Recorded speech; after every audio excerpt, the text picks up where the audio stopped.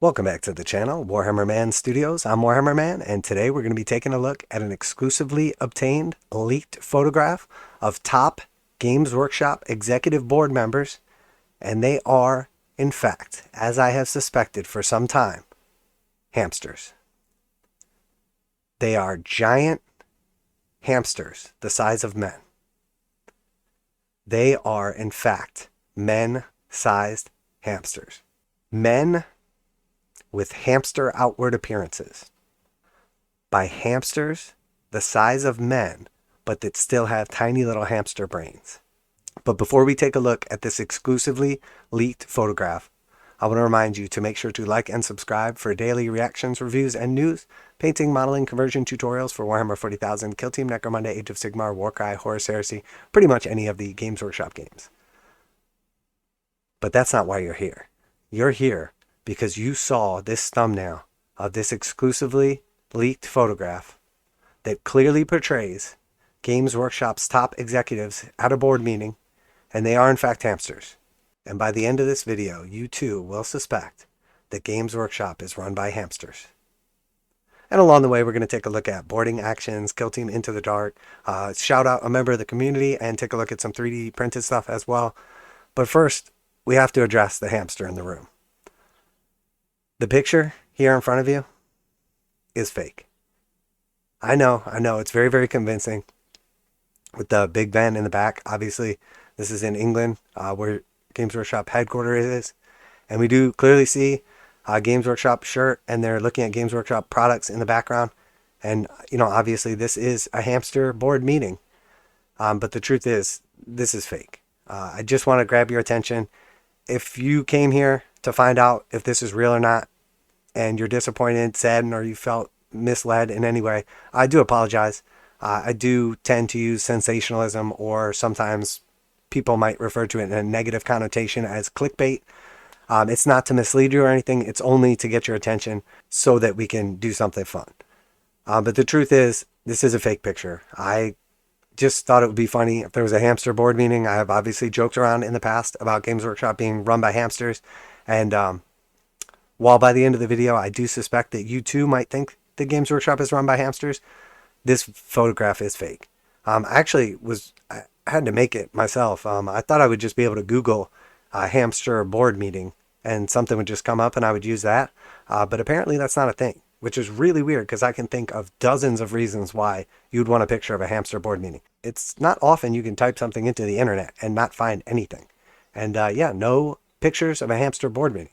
And now that we have this picture of a hamster board meeting, I think the world is a better place.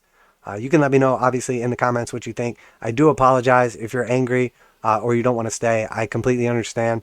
Again, this was just to grab your attention. It's not a real photograph, and I don't have definitive proof that Games Workshop is run by hamsters. Although by the end of this video, you too may think it's possible. So let's go on this journey together. We're going to take a look at some 3D printing. We're going to shout out a member of the community. We're going to look at Into the Dark and boarding actions as well. And I'm going to make a strong case for a Games Workshop, in fact, being run by hamsters. All right, so here we have the upcoming boarding actions set. It's not actually out yet, but boarding actions pits compact 500-point forces against each other in a vicious room-to-room combat, using the rules found in the first Arcs of Omen book. Also not yet available, this new set contains enough modular terrain to fill an entire board with narrow corridors and perilous hatchways, creating a tense and exciting environment in mere moments.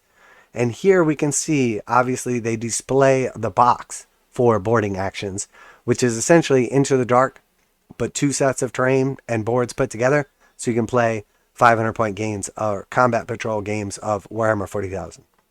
Here in this picture, though, we can see there's actually some three-dimensional floor tiles.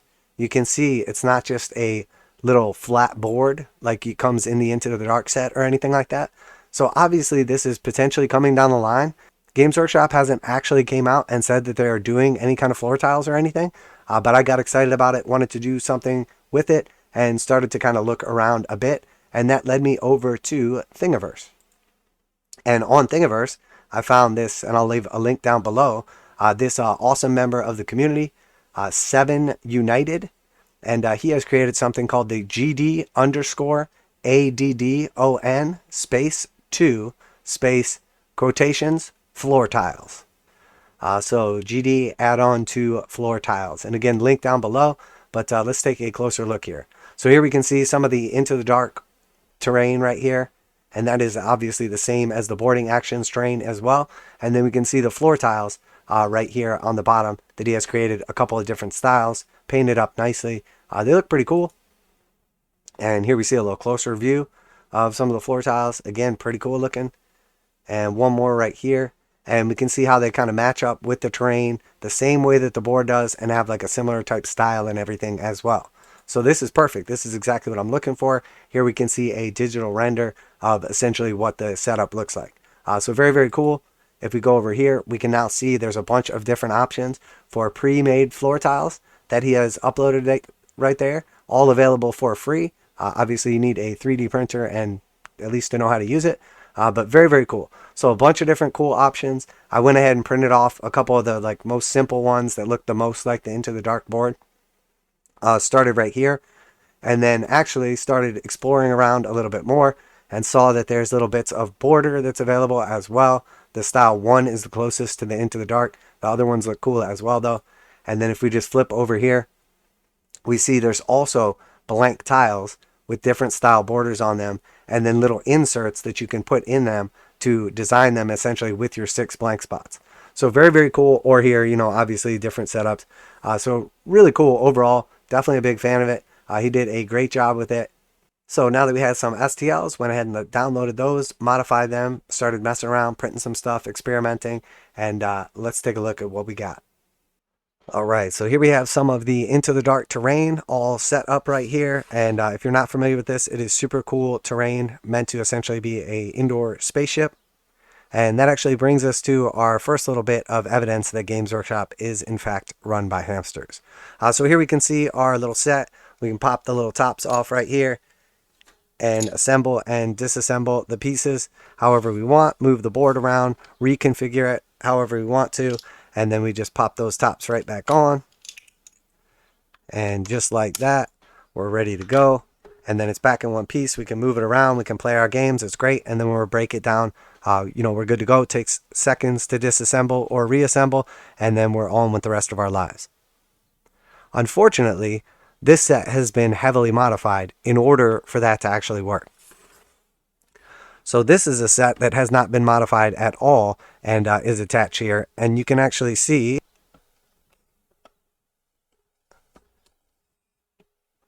maybe you can't actually see. I mean, I'm not being dramatic here.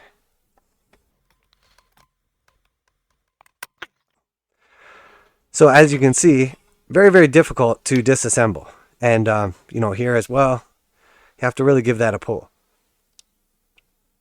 So it's super tight. You end up essentially, you have to push that all the way in on the top and the bottom. And then again, I haven't cleaned or glued any of this. Cleaning up a little bit of the basic stuff would definitely help some, but there's no way that it should be this difficult.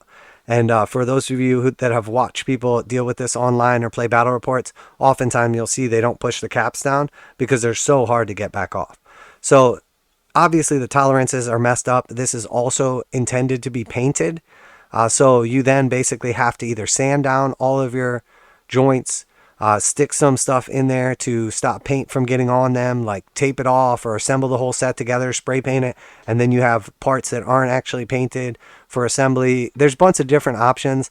I sanded mine down, and that's how I got to this. And this is perfect because the truth is, when you're assembling this, you're putting it together, removing it, and occasionally you make a mistake. So I've had to take it back apart again, and I like it like this. It's never going to fall apart when I'm playing a game. I don't have any trouble, you know, moving around the table. I don't have any trouble assembling or disassembling any of the parts. And this is, in my opinion, how it should be and is ready for paint. And then it'll tighten up a little bit, but it'll be easily manageable. So that's one reason, in my opinion, the tolerances are off. It seems like GW never even tested their product before they just rolled out all the Into the Dark sets. Now, maybe you got a unique set that doesn't have this issue, but when the entire internet agrees on one thing, in my opinion, it's probably the truth because the internet never agrees on anything. So one reason, obviously, Games Workshop is run by hamsters. So back to the 3D printed bits. So here are a couple of designs. These are just the basic ones that are on there. I think it was like A1 through 4. I just basically wanted to see the different styles, see how they looked, and compare them to the actual game board itself, and then see what I liked, if I had to make any differences in the sizes or anything like that, etc.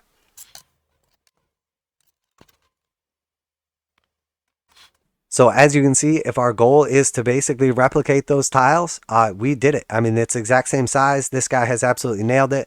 And then we can just drop our terrain right on top, and we have us a 3D printed board, obviously ready for some paint. These are 3D printed on an old Ender filament printer. You could obviously do them on whatever you have access to. It took about roughly an hour and a half per tile to go ahead and print these out.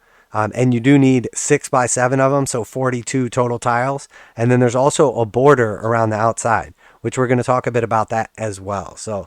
So naturally, after I experimented a bit with one of the pre-made tiles, I decided I would do my own. Don't worry about the print settings and a little bit of stringing there. Obviously, could have tuned it up a little bit.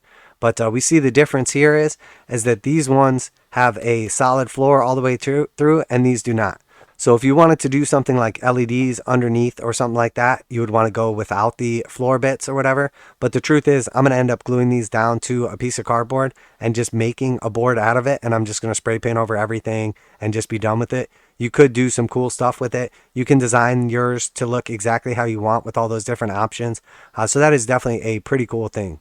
So I went ahead and let the printer do the work while I was doing all the other actual work, which is always nice to have a little robot doing the hard stuff for you. So I did design all these ones myself off of the stuff that was provided, and then essentially just replicated the tiles. So for instance, this one was already made, and we can see the grate is in the middle there. I went ahead and replicated one that was closer to the actual board and put the grate on the left side. So when we put it over there, we basically have the same tile that's on the actual board. It's obviously not a big deal, but I thought it was cool, and I went through and just did that for a bunch of them, figured out what we needed. So now we're going to talk about the next issue with the Into the Dark style terrain, etc. The next problem is that if you take all these tiles and you put them next to each other, they fit perfectly because each one just has essentially half of the border on it. So when you put two of them next to each other, they make up the full border and everything's good to go. The problem is the way this board is designed, around the outside, there's a full layer. So in order to achieve the full border layer, you have to actually add in the other half of another border piece. So if we slide this back here and see this is the correct piece, and then we see that one is the incorrect piece. So when it sits where it's supposed to, we're missing half of that outside border. So what I did was went ahead and just constructed some pieces with the border and made up those edge pieces as well, so that we have the full board. But that was part of the issue I had when Games Workshop changed the size of the boards and started messing with everything and the new system. Part of the problem is, the same way the Zone Mortalis stuff is, it has to be a specific distance in between, and you can't start messing with the borders or else you run into a problem. And that problem was clearly seen as soon as I started messing around with this stuff. So one of the next issues you run into, obviously, is not only the actual border around the one side pieces, but the corners as well. So we can't put a regular piece there because it doesn't fit right. It's missing the entire border. And we can't just put one of these end pieces that we created because it's missing the other half of the border on the corner. So we have to create one of these. And the difference between this one and this one is obviously now we have the full corner border, and the difference between that one and this one is obviously we have the other half of the border right here as well. So now we have an actual corner piece, and then we have edge pieces. And look at that. Now it's perfect. And then we can go ahead and just fill in with our regular pieces.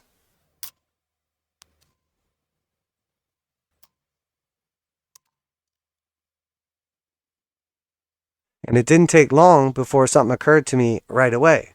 Well, hang on a minute. You have to do all this work just to make the tiles fit on the actual board. Well, now we have to worry about the distance in between the various pieces so that we can link up the new pieces of this terrain. What do I mean by that? When we put one piece of terrain down, it has to be a certain distance for the next piece to match up to it. So when we put two pieces together, they have to be the same distance from each other, or else they can't connect the way that the board, the way that the terrain, the way that the entire system is meant to correct. Which brings us back to the other screen. So here we are back at our boarding actions. And obviously, if you've taken a look at this, it's our same terrain from the Into the Dark set, which is part of the reason that supposedly shadowvaults came out so quickly. If you're not familiar, Kill Team Into the Dark was the beginner of this terrain set and first release. And then it was the first expansion was shadowvaults, and it was supposed to be released roughly 3 months afterwards, one per quarter. And instead it came out like 6 weeks after Into the Dark.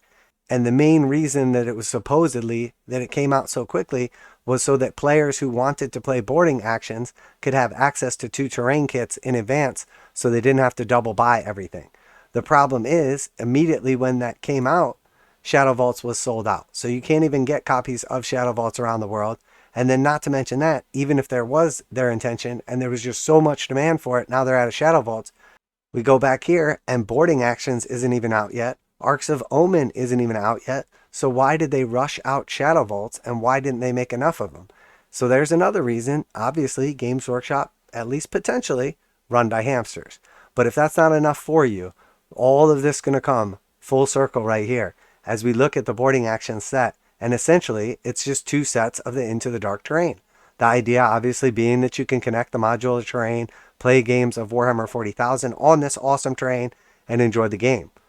So now what that immediately made me think of is we just ran into that border issue where each set of the terrain has the full border on the end so that the full pillar can fit on the end. So here we see, obviously, in this case, the full border ends right here, and this is 2 game boards put together, which means there's 2 full borders in a row. So here we can see there's 2 pieces where a pillar could fit. One here, and then one right next to it there as well. So the optical illusion that we see here when we look at this picture with the untrained eye, it appears like these basically go in one straight line, but they don't. This is actually where the 2 boards connect. So the way this system is designed, you will never be able to functionally put 2 game boards together because there will always be the awkward double border right there on the end. So again, if you still don't believe after all of this definitive evidence that Games Workshop at least possibly could maybe run by hamsters, then I don't know what to tell you. And, you know, if you don't subscribe after that, I completely understand. Here we see one more time in the picture, we see the double border right here, 2 pillars next to each other. And we know that in order for the terrain to connect, we need to have a pillar, then a regular piece, then another pillar. And that is absolutely impossible the way these game boards are set up.